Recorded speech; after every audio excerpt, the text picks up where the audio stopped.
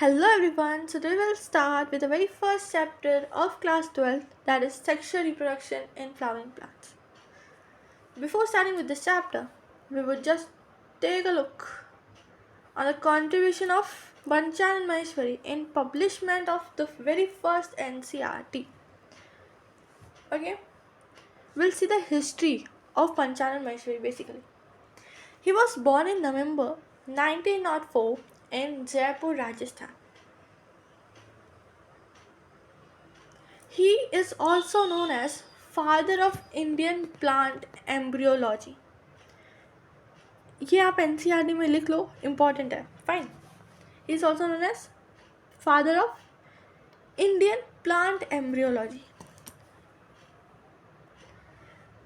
Why? Because he worked on embryological aspects and popularized the use of embryological characters in taxonomy. Okay, that is mentioned in the second para.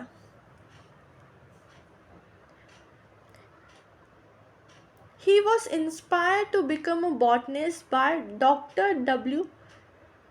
Darjan, fine, an American missionary teacher.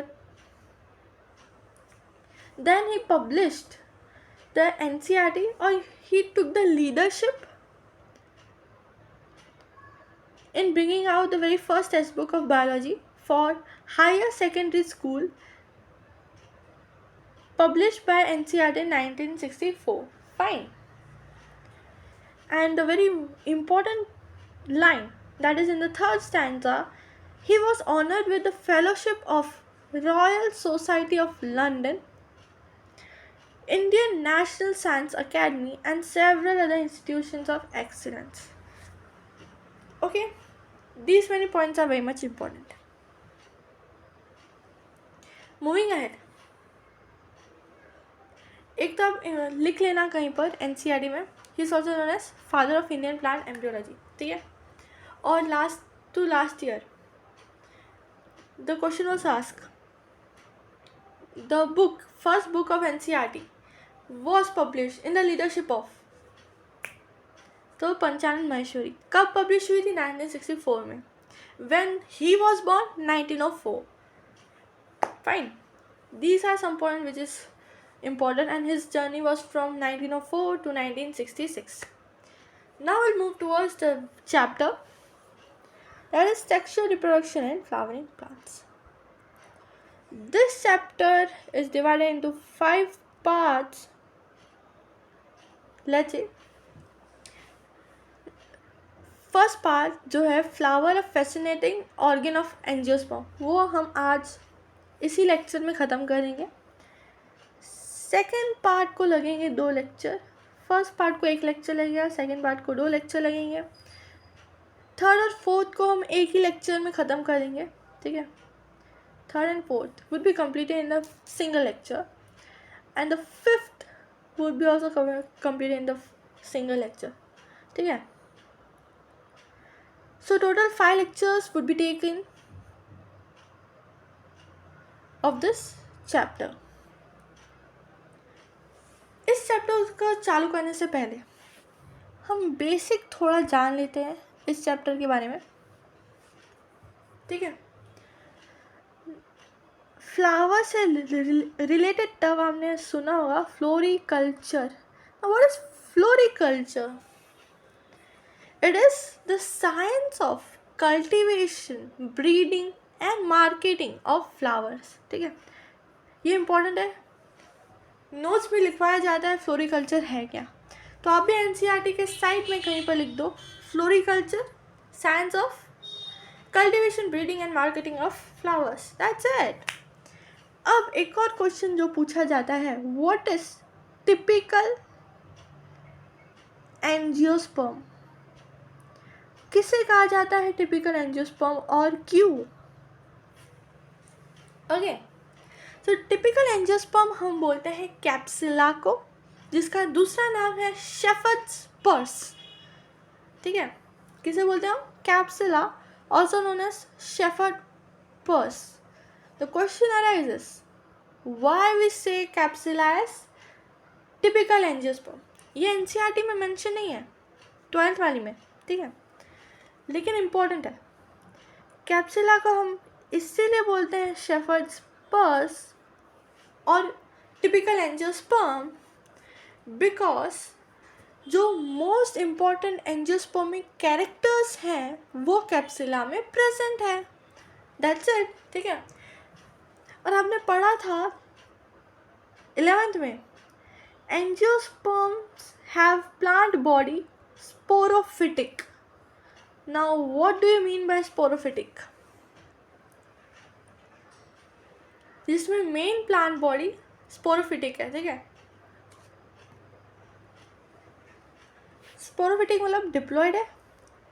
पढ़ा था हमने 11th में. नहीं पढ़ा है तो मैं revise करवा दूंगी, कोई प्रॉब्लम है नहीं, बेसिक से. ठीक है. और डिप्लॉयड है और डिफ्रेंशिएटेड है 3 पार्ट्स में. एंजियोस्पर्म की प्लांट बॉडी 3 पार्ट्स में डिफ्रेंशिएटेड है. कौन से? Root, stem, leaf. Fine. That much is clear.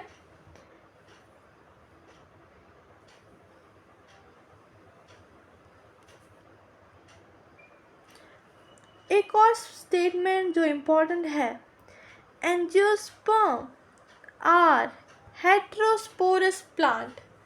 Heterosporous मतलब क्या है इसमें? Hetero means different. So angiosperm में आपको मिलेगा माइक्रोस्पोर और megaspore. Micro means male spores, mega means female spores. ठीक है. ये दोनों हम आगे पढ़ेंगे. Now will start with the very first para of this chapter. Reading चालू करते हैं. Are we not lucky that plants reproduce sexually? The myriads of flowers that we enjoy gazing at. myriads means cluster, गुच्छा. ठीक है.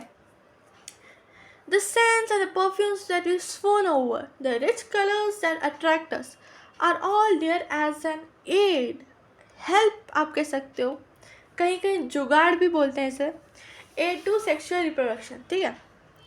इस line important है ही नहीं ये लाइन बेसिकली. इस लाइन से कोई क्वेश्चन नहीं आएगा, लेकिन हम पढ़ते हैं. ठीक है.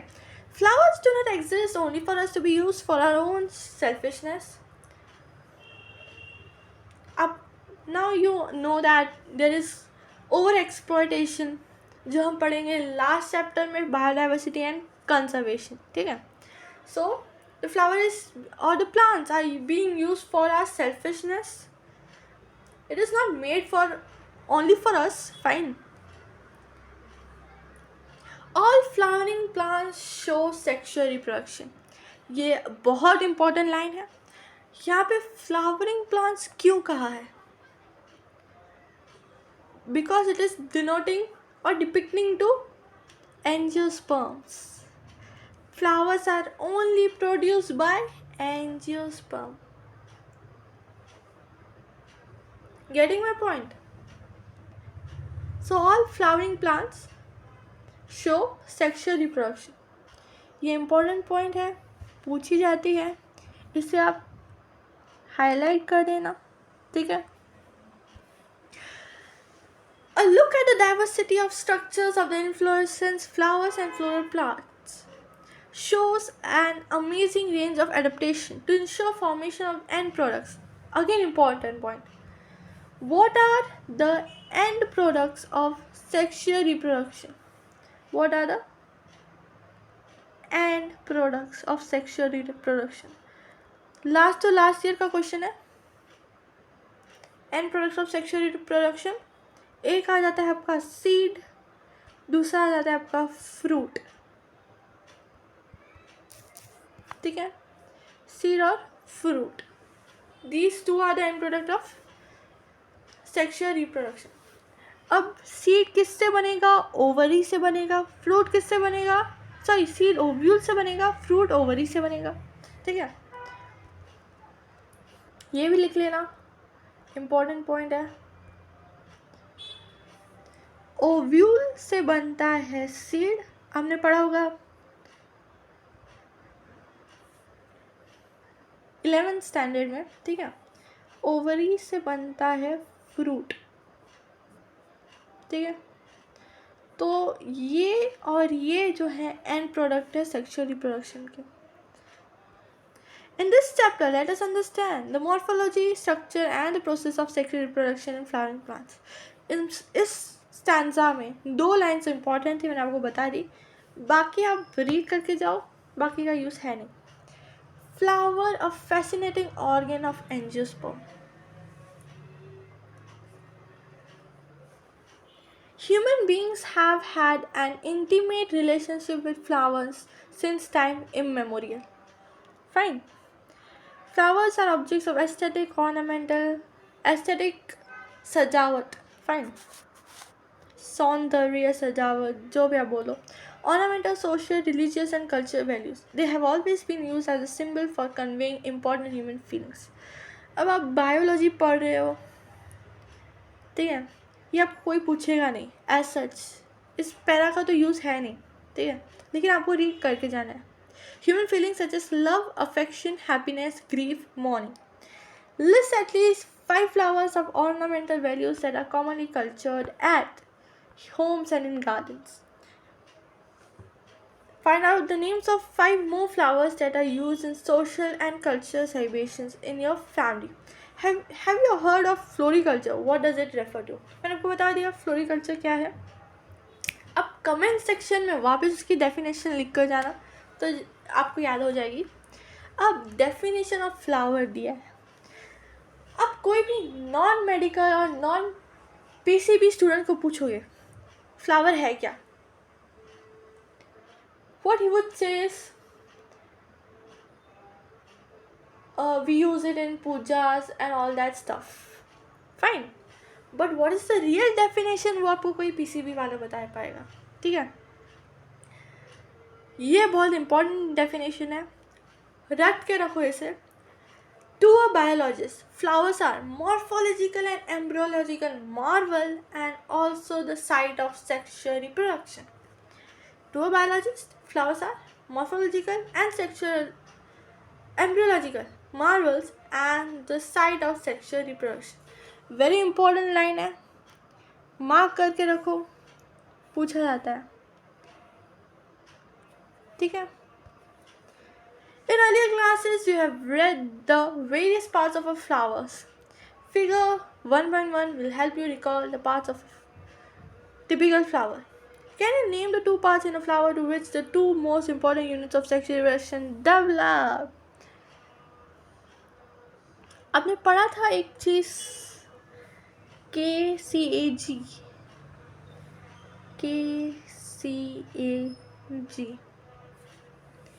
कैलिक्स, 2 कैलिक्स में C आता है पहले, लेकिन हम निमोनिक आप कह सकते हो, उसमें K लिखते हैं, ठीक है. Corolla, androecium, gynoecium. तो यहाँ पे क्वेश्चन पूछा है आपसे, can you name the 2 parts in a flower in which 2 most important unit of sexual reproduction develop. वो ये दोनों हैं, एंड्रोशियम, गाइनोशियम, ठीक है. Androecium male reproductive system, gynoecium female reproductive system.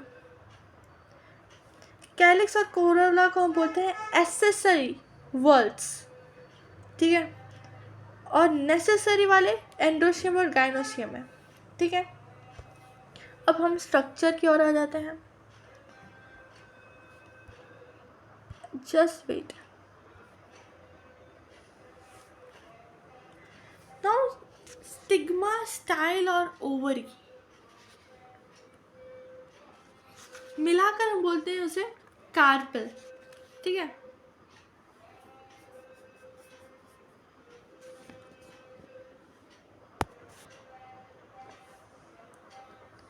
और ये जो आप देख रहे हो फिलामेंट और एंथर, उसे हम बोलते हैं स्टेमेन.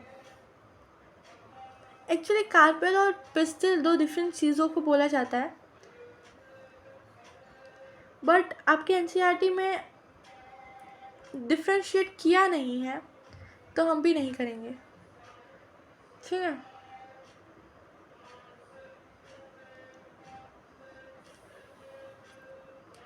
सो स्टिग्मा, स्टाइल, ओवरी किस में आ जाते हैं, कार्पेल या पिस्टिल में आ जाते हैं, वेरास एंथर और फिलामेंट आ जाते हैं स्टेमेन में, ठीक है. फिर सेपल्स, पेटल्स आप देख सकते हो. स्टिग्मा में अगर आपको ओवरव्यू दे दूँ, बेसिक समझा दूँ, तो स्टिग्मा को हम बोलते हैं लैंडिंग प्लेटफॉर्म। इम्पॉर्टेंट है, एक ही वर्ड में आप स्टिग्मा को डिफाइन कर सकते हो, landing platform of pollen grain. Pollen grain यहाँ पे आके लैंड कर जाता है, ठीक है। फिर वो स्टाइल से ओवरी में जाएगा। ओवरी क्या है? Basal bulged part. एनसीईआरटी में लिखा है ovary is a basal bulged part, हम पढ़ेंगे आगे। एंथर जो है बाइलोब स्ट्रक्चर है, एक लोब में उनके 2 थीका होते हैं। मैं वापस बोल रही हूँ, ये बेसिक मैं आपको बता रही हूँ, सब मैं वापस पढ़ाने वाली हूँ, ठीक है। जैसे वो टॉपिक आएगा, एक लोब में 2 थीका होते हैं, तो 2 लोब में कितने होंगे? 4, इसलिए हम उसे क्या बोलते हैं? टेट्रास्पोरेंजिएट। Tetrasporangiate, okay. फिलामेंट क्या है? Long and slender stock. Long and slender stock क्या बोलते हैं? Filament. Fine. So this was the structure. और आप जो ये रेड कलर का देख रहे हो, जस्ट वेट, हियर जब रेड कलर का देख रहे हो उसे हम बोलते हैं नेक्टरीस। नेक्टरीस, ये भी एनसीईआरटी में मेंशन नहीं किया गया है। या फिर आप इस एरिया को बोलते हो नेक्टरीफेरस एरिया। क्यों इसे नेक्टरीफेरस एरिया बोलते हैं? क्योंकि इसमें क्या है? नेक्टरीस है, ठीक है। या फिर ग्लैंड से आप बोल सकते हो, इट इज़ लाइक दिस। इसे हम नेक्टरीस बोलते हैं, ऐसे प्रेजेंट होता है। इस एरिया को हम बोलते हैं नेक्टरीफेरस एरिया। आपको चाहिए तो मैं लिख लेती हूँ।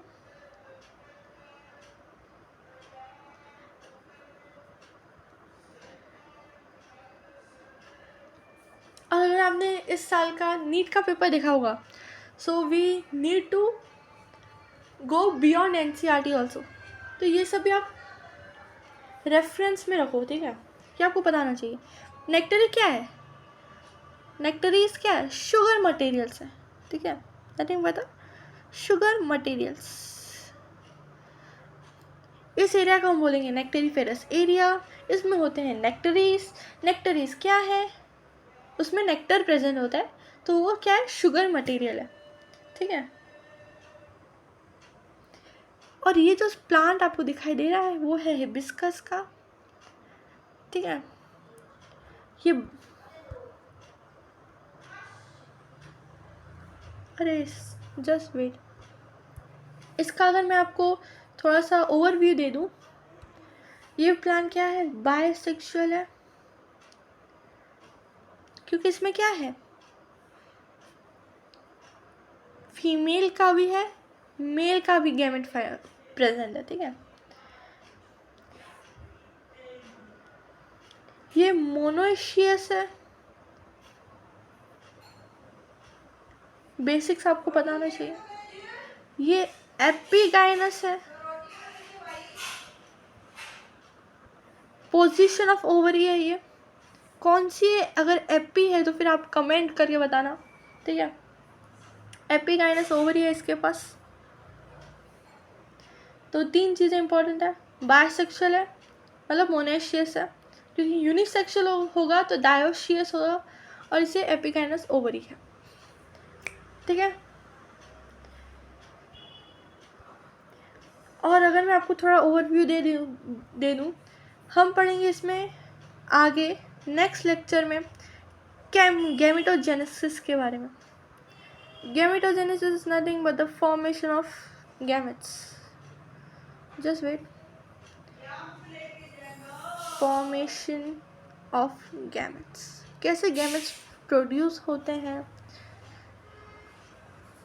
मियोसिस होती है, माइटोसिस होती है, वो मैं आपको डिटेल में समझा दूँगी। आज के लिए इतना ही, ठीक है। सो इस चैप्टर को यहाँ तक रीड करके आना नेक्स्ट लेक्चर में। That's it, bye everyone.